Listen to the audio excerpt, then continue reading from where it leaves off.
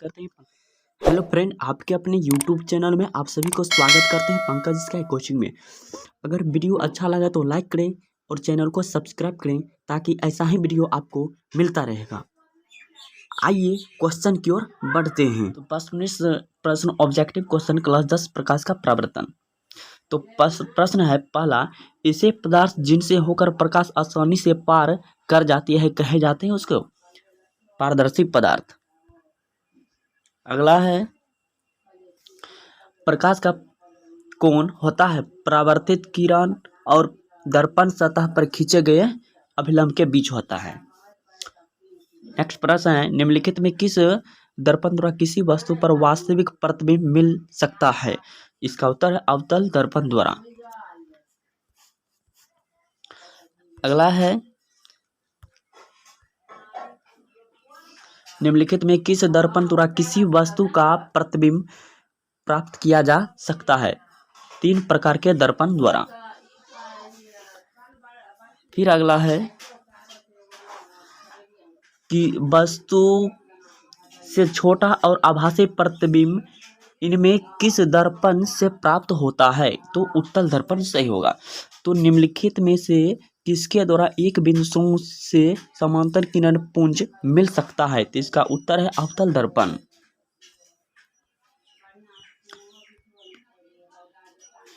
कहाँ पर स्थित होने पर वस्तु का प्रतिबिंब अवतल दर्पण के फोकस पर बनता है? तो अनंत पर। अब 8 नंबर है, अवतल दर्पण फोकस दूरी वक्रता त्रिज्या की डैश होती है यानी आधी होती है। अगला है, एक अवतल दर्पण में वस्तु इन बीम की स्थिति फोकस और ध्रुव के बीच हो तो प्राप्त प्रतिबिंब होगा आभासी, काल्पनिक और बड़ा। अगला है, किसी अवतल दर्पण द्वारा आभासी या काल्पनिक सीधा और आवर्धित प्रतिबिंब तब बनता है जब वस्तु की स्थिति होती है दर्पण के ध्रुव और उसके फोकस के बीच। 11 नंबर है कि मोटर गाड़ी के चालक के सामने लगा रहता है। कौन सा दर्पण लगा होता है? तो इसका सही होगा उत्तर उत्तल दर्पण। तो उत्तल दर्पण द्वारा बना प्रतिबिंब होता है काल्पनिक और सीधा। अगला प्रश्न है, उत्तल दर्पण द्वारा बना प्रतिबिंब होता है हमेशा सीधा। एक दर्पण से किसी भी दूरी पर रखी वस्तु का सीधा प्रतिबिंब ही प्राप्त होता है तो दर्पण हो सकता है। क्या दर्पण हो सकता है? समतल तथा उत्तल। समतल तथा उत्तल। संबंध F = R/2 सत्य है उत्तल तथा अवतल दर्पण दोनों के लिए। एक गोलीय दर्पण द्वारा बने प्रतिबिंब का आवर्धन m ऋणात्मक है। उसका अर्थ यह है कि प्रतिबिंब उल्टा। प्रतिबिंब क्या होगा? उल्टा। प्रकाश डैश चलता है सरल रेखा में। प्रकाश सरल रेखा में चलता है। नेक्स्ट प्रश्न है 17 नंबर, यदि किसी दर्पण द्वारा बने प्रतिबिंब का आकार हमेशा वस्तु के आकार से बराबर हो तो दर्पण डैश होगा? समतल होगा। फिर 18 नंबर है, डैश प्रतिबिंब को पर्दे पर प्राप्त किया जा सकता है। इसका उत्तर है वास्तविक। किसी दर्पण में आपतन कोण हमेशा डैश कोण के बराबर होता है परावर्तन। गोलीय दर्पण की वक्रता त्रिज्या उसकी फोकस दूरी की डैश होती है फोकस दूरी।